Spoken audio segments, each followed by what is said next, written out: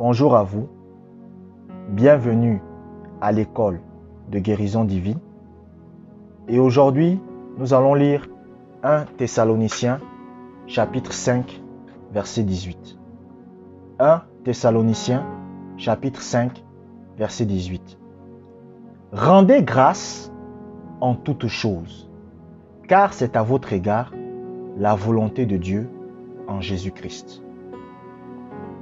Vous devez cultiver cette habitude de venir chaque jour devant Dieu, vous mettre à genoux et remercier Dieu pour la bonne santé de votre corps. Si vous ne pouvez pas vous mettre à genoux, vous pouvez rester assis, vous comprenez, et vous remercier Dieu pour la guérison et la bonne santé de votre corps.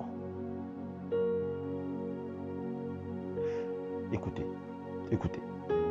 Le Seigneur Jésus-Christ a dit: ne soyez pas comme les païens qui pensent que c'est à force de paroles qu'ils seront exaucés.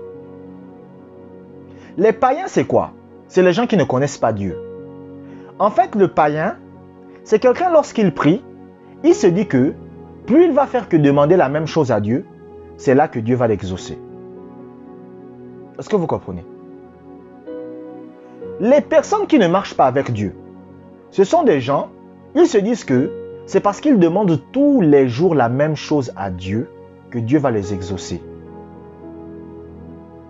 Ils ne comprennent pas que pour que l'exaucement de la prière se manifeste, il faut remercier Dieu pour la guérison. Il faut remercier Dieu pour la bonne santé.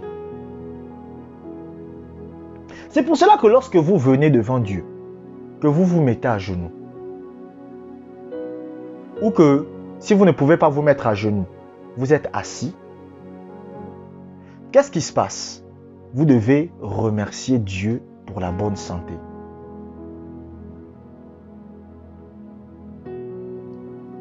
Vous devez bénir Dieu pour la bonne santé. La Bible raconte que l'apôtre Paul a été pris avec Silas parce qu'il prêchait l'évangile. Donc, on les a pris, on les a battus, on les a tabassés et après on les a jetés en prison. Pendant qu'ils étaient en prison, la Bible dit que l'apôtre Paul et Silas, le prophète, se sont mis à genoux et ils ont prié. Quand ils ont fini de demander ce qu'ils avaient besoin à Dieu, ils ont loué Dieu. Ils ont loué Dieu. Lorsqu'ils ont fini de louer Dieu, la Bible dit qu'il y a eu un tremblement de terre dans la prison. Et tous les prisonniers ont été libérés. Tous les prisonniers ont été libérés. Y compris Paul et Silas. Pourquoi? Parce que le fait de remercier Dieu pour une chose fait en sorte que cette chose se manifeste physiquement. Lorsque vous remerciez Dieu pour une chose et que vous ne le voyez pas, cela va se manifester. Lorsque vous remerciez Dieu pour la guérison de votre corps, même si vous ne le voyez pas encore, cela va se manifester. C'est pour ça que je vous demande de prendre cette habitude, de venir devant Dieu, de vous mettre à genoux et de remercier Dieu pour votre guérison. Vous savez, moi j'aime répéter les choses. C'est pas pour rien que je répète. C'est pour que ça puisse entrer en vous. Cela doit devenir une habitude de vie. Écoutez, même moi, je pratique ça. Je viens, je me mets à genoux, je remercie Dieu pour la bonne santé de mon corps. Merci Seigneur, je suis guéri. Merci Seigneur, je suis en bonne santé. Merci Seigneur, tu me délivres de mes maladies. Je te rends la gloire. Et après, je passe du temps en silence devant Dieu. Moi, je vous ai dit que je fais les deux. C'est-à-dire que moi, je pratique la présence de Dieu, mais je prie aussi en langue. Je prie en langue quand je veux intercéder. Est-ce que vous comprenez? Parce que parfois, j'ai envie d'intercéder. Donc, parfois, je suis là, je prie, et tout à coup, je me mets à prier en langue. Quand je prie en langue, j'intercède. Vous comprenez? Mais parfois aussi, qu'est-ce que je fais? Je reste en silence. Je ne dis rien. Je me tais. Je ne parle pas. Mais qu'est-ce que je fais quand je me mets à genoux? Je loue Dieu pour la guérison et la bonne santé. Si vous voulez voir la bonne santé, si vous voulez voir la guérison se manifester dans votre corps, remerciez et louez Dieu pour la bonne santé de votre corps.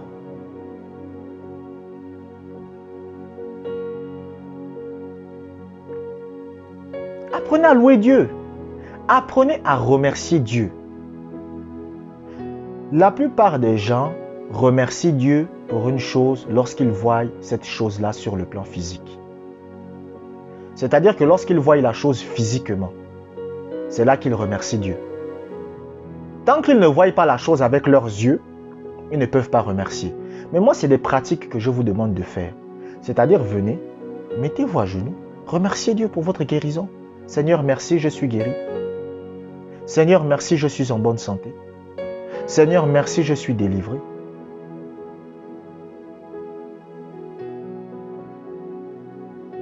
Mais, d'autres chrétiens, quand ils viennent, ils ne remercient pas. D'autres chrétiens, quand ils viennent, c'est pour se plaindre, c'est pour pleurer, c'est pour reprocher des choses à Dieu. Et c'est pour ça qu'ils ont du mal à être guéris. Comment faire pour que la guérison se manifeste? C'est en remerciant Dieu pour la bonne santé de votre corps. C'est en remerciant Dieu pour la bonne santé de votre corps. Vous savez, un jour, j'avais écouté parler d'une série. Un homme riche. Lorsque les gens venaient le voir, les gens disaient « Oh, vraiment, tu es fort. Oh, vraiment, tu es beau. » Alors qu'il était vilain. Hein? Le gars était vilain. Mais quand les gens lui disaient que « Oh, tu es beau », il sortait l'argent. Parce que il n'y a pas quelqu'un qui n'aime pas quand on le loue. Même Satan a dit à Jésus que « Adore-moi ». Il n'y a pas quelqu'un qui n'aime pas qu'on le loue. Donc, pour que la guérison se manifeste, il faut se mettre à genoux. Vous vous mettez à genoux. Si vous ne pouvez pas vous mettre à genoux, ce n'est pas grave. Vous êtes assis ou vous êtes là où vous êtes et vous remerciez Dieu pour la guérison. Vous levez les mains, vous remerciez Dieu. Merci Seigneur, je suis guéri. Merci Seigneur, je suis en bonne santé. Merci Seigneur, tu me délivres de mes maladies. Et après, qu'est-ce que vous faites? Lisons un deuxième passage de la Bible. Parce qu'il faut que ça entre dans le cœur des gens. Zacharie chapitre 2, verset 13. Zacharie chapitre 2, verset 13. Que toute chair fasse silence devant l'Éternel, car il s'est réveillé de sa demeure sainte. Que toute chair fasse silence devant l'Éternel. Vous savez, il y a des chrétiens, ils aiment beaucoup parler dans leur vie de prière parce qu'ils n'ont jamais vu Jésus en face. Si Jésus vous apparaît en face de vous, vous n'allez plus parler. Je sais de quoi je vous parle. Si Jésus apparaît devant vous, il est devant vous là, vous n'allez plus parler. Le premier réflexe que vous allez avoir, c'est vous prosterner. Et vous allez vous taire. En général même, lorsque vous avez une apparition du Seigneur, le premier réflexe que vous aurez en vous, c'est que soit vous allez mourir, en tout cas, vous n'allez pas commencer à beaucoup parler. C'est rare. J'ai écouté le témoignage d'un homme de Dieu. Il dit qu'un jour, il était en train de pratiquer la présence de Dieu. Il était là. Il a vu la nuée, la gloire de Dieu. La nuée était là. Quand il a vu la nuée, il s'est vite levé, il a fui. Il a fui. Il est passé par la porte de derrière de l'église, il est parti. Parce qu'il a dit non, pardon, je ne cherche pas les problèmes. Il savait que c'était Dieu, hein, c'était pas le diable, c'était Dieu. Il y a un autre homme de Dieu qui pratiquait la présence de Dieu. La présence de Dieu était tellement forte. Il a commencé à fuir de la chambre. Vous comprenez? Et en fuyant de la chambre, il a traversé le mur. C'est-à-dire que la présence de Dieu était tellement forte dans la chambre. Il a dit non, non, non. Là, c'est pas bon pour moi. Il s'est levé, il a voulu fuir. Mais sauf que la porte était fermée à clé. Parce qu'il avait dit à sa femme, écoutez, il avait dit à sa femme hein, que je vais rester en silence dans la présence de Dieu et je n'ai qu'à prendre mes clés. Et je ne vais pas sortir. C'est un pasteur, c'est un prophète, c'est un homme de Dieu. Il a dit je ne vais pas sortir de la chambre. Donc il a dit tu me fermes dans la chambre à clé. Donc la femme est sortie de la chambre. La femme a fermé la porte à clé. Donc il est resté bloqué là-bas. Le gars s'est mis à genoux. Il pratique la présence de Dieu. Il était là. Pendant qu'il pratique la présence de Dieu, il commence à voir la gloire de Dieu à un niveau tel que lui-même il dit non, je dois fuir de cette chambre. Mais le problème c'est que la chambre était bouclée. Donc qu'est-ce qu'il va faire? Il va courir. En courant, il va traverser le mur. Il se retrouve au salon. Sa femme dit mais oh, comment tu te retrouves ici? J'ai fermé la porte de la chambre à clé. Il dit non, j'ai seulement couru dans la nuée parce que je disais que non, il fallait que je sorte de là, c'était trop. Quand il a traversé le mur, il s'est retrouvé au salon. Oh mon Dieu, il y a des choses. Écoutez, le même homme de Dieu là, un jour il pratiquait la présence de Dieu. Pendant qu'il pratique la présence de Dieu, Jésus vient le voir. Jésus discute avec lui. Pendant qu'il discute avec Jésus, il marche. Quand il marche, il traverse le mur de sa maison, il se retrouve dehors. Et il se disait qu'il était dans une vision. Donc il continue à parler avec Jésus. Il parle avec Jésus, il parle avec Jésus. Jésus lui dit maintenant que bon, il est temps que je parte. Il dit à Jésus, ok. Quand Jésus part, il se dit bon, je vais me réveiller. Il se rend compte que non, il était dans le monde physique. Il a été obligé de cogner la porte. Quand il cogne la porte, sa femme ouvre la fenêtre. Elle dit mais c'est qui? Il dit mais c'est moi ton mari? Elle dit à son mari mais comment tu as fait pour te retrouver dehors? Il dit mais ah, Jésus m'est apparu. J'étais en train de parler avec Jésus. On a traversé le mur. Et moi je me disais que j'étais dans une vision. Mais alors que j'étais dans le monde réel.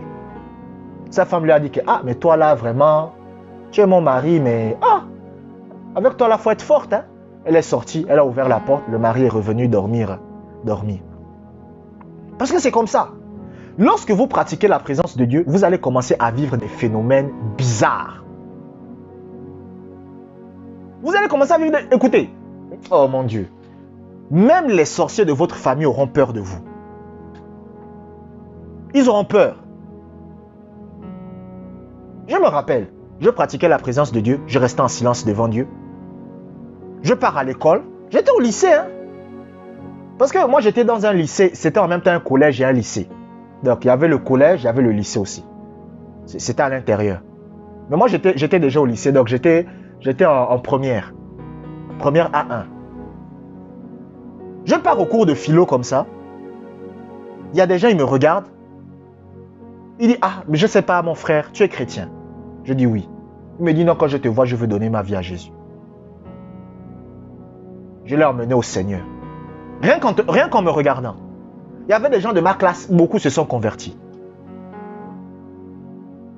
Il y a même des filles, elles ont arrêté la prostitution. Elles couchaient avec les hommes mariés, tout ça. Elles ont arrêté ça. Lorsque vous pratiquez la présence de Dieu, c'est-à-dire lorsque vous restez à genoux, en silence devant Dieu, même votre corps va commencer à recevoir un impact. C'est parce que les chrétiens ne pratiquent pas ça.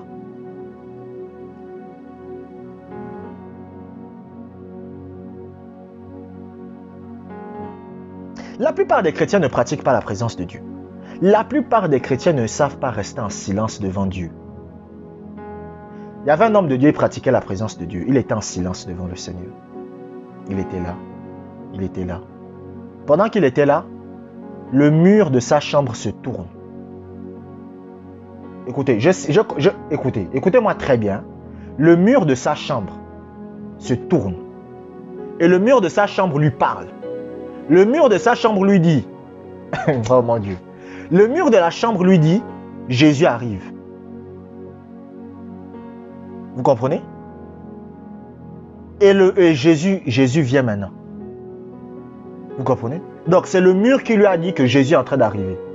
Donc, mets-toi déjà bien. Parce que Jésus arrive là. Et 1 minute après, Jésus est venu. Ah mon Dieu. Abonnez-vous pour des prochaines vidéos. Que la grâce du Seigneur soit avec vous.